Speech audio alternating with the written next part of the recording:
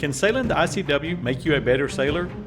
This week, I helped John sail his J105 sailboat 192 miles back home from Seabrook, Texas. We did this solely on the ICW over the span of 2 nights and 1 day. I learned several valuable lessons on the delivery back to Corpus Christi, and today I want to share those lessons with you. And watch to the end to see if I think a sailboat delivery on the ICW will make me a better sailor. All right, let's go.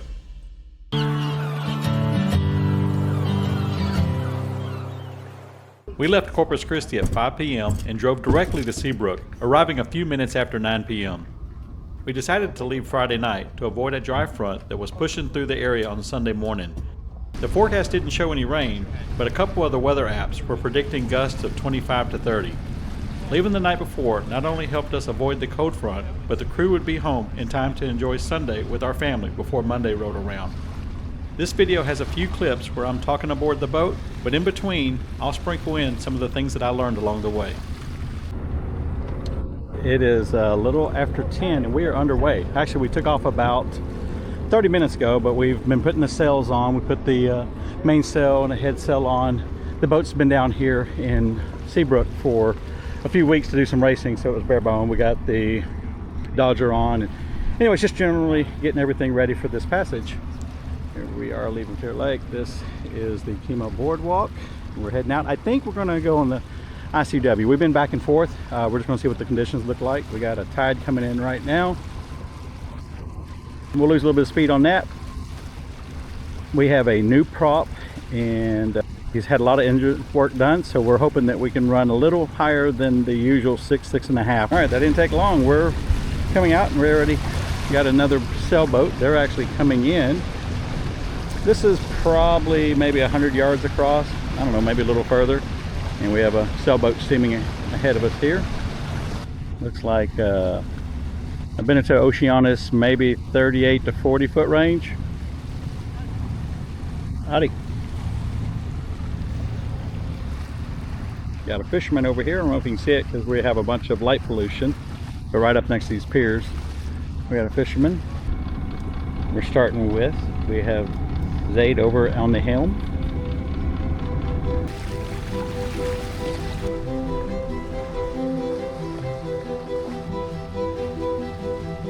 All right, let's start with lesson 1. ICW night watches is serious business. Your watches should be no more than 2 hours, and they should consist of at least 2 people, one person on the helm and another person on lookout. Not just someone keeping the helmsman company. It need to be a second set of eyes on the water. Unlit cans, nuns, and day markers can pop up on you quick. When you're offshore, you can get away with a longer watch, but the ICW is a needy mistress and she requires your full attention. If you're complacent for even 5 seconds, you'll find yourself in the mud or worse. Ask me how I know. In my opinion, if you push the ICW night watches past 2 hours, the crew is likely to get fatigued and complacent, which will end poorly. Lesson number 2. Study the maps and have a clear understanding of the route for your watch and well into your relief's watch. Even better, study the entire route before you get on the boat.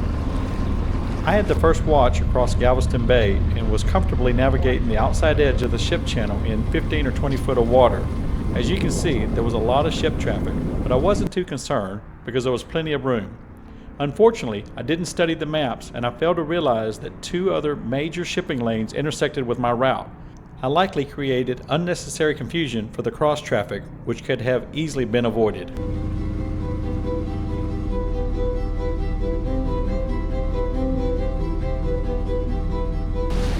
It's about 3:30 right now, and we have some fog setting in and lots of barge traffic here on the Intracoastal Waterway. I'll turn it around and show you that we have the fog is trying to set in. I'm sure you can't even see, but yeah.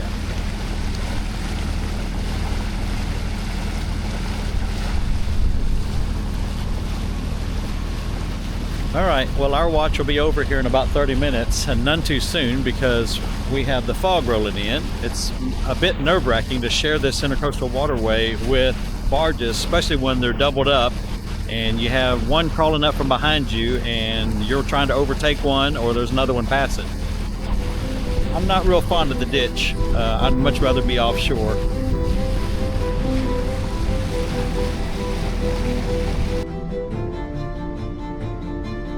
Lesson number 3, short and simple. While it's not a formal rule, when you see a tug pushed up against the bank and shining its light on shore, they are warning you that it's unsafe to pass on that side. Do not cross on that side of the boat.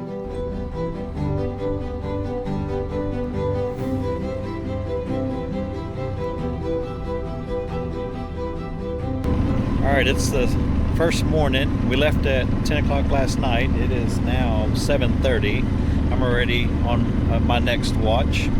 And we just went through Freeport. I got a lot of tugs here that are aground along the Intracoastal Waterway, so I got to go around them, which doesn't leave me much space. But it's been a great learning experience, and it's been a beautiful day. If you can see the weather here. Yeah, we're making good time. We had a tide with us earlier. We were going over 8. It's against us now, and I'm doing about 5.1.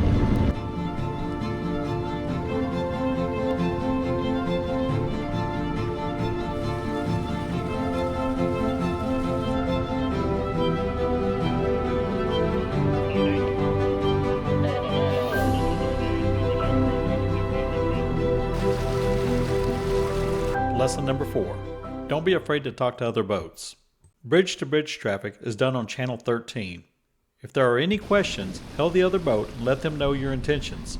Most commercial vessels have AIS and radar, so you can bet they're watching you, and I'll assume that they prefer that you talk to them on the radio so they know exactly what you're going to do.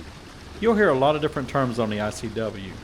You'll hear 1 whistle, which means they'll pass you port to port, and 2 whistles, which means they intend to pass you starboard to starboard. Similar, you'll hear taking your port or taking your starboard, which is more common when you're overtaking another vessel. Similar to the 1 and 2 whistle is on your 1, which means you plan to leave them on your port side, and on the 2 means you plan to leave them on your starboard.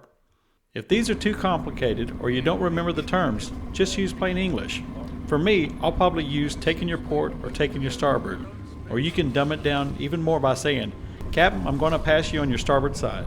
So the next time you hear a tug captain broadcasting, sailing vessel traveling westbound on the ICW, I'll see you on the 1. You know they plan to pass you port to port, and your response could be, sailing vessel received, 1 whistle.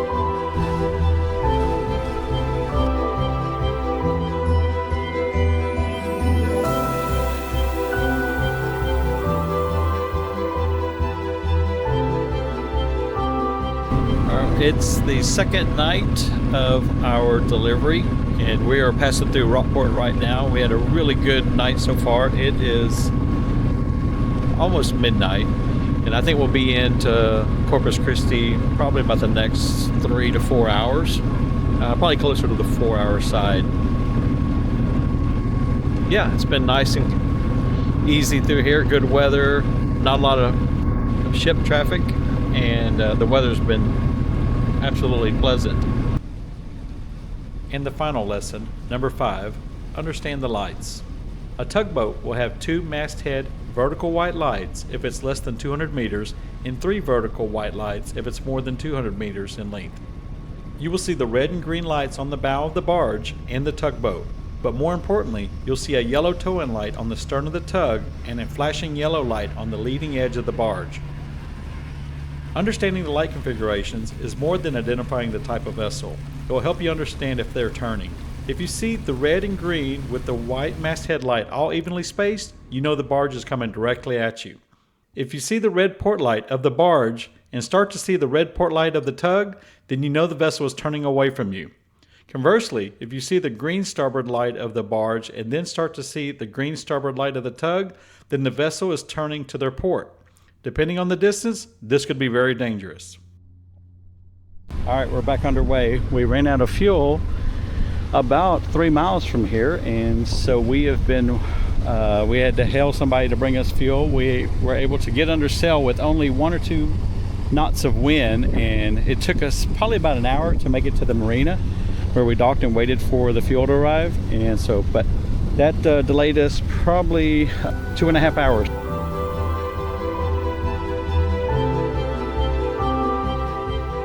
All right, well, we made it.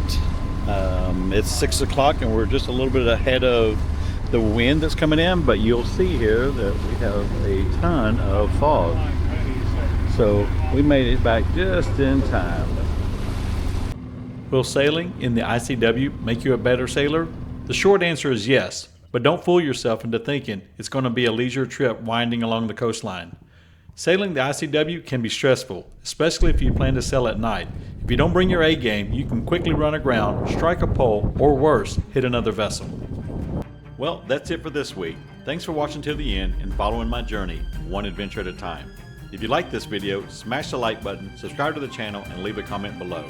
Your engagement really helps the algorithm show my videos to a broader audience. Alright, I'll see you next time.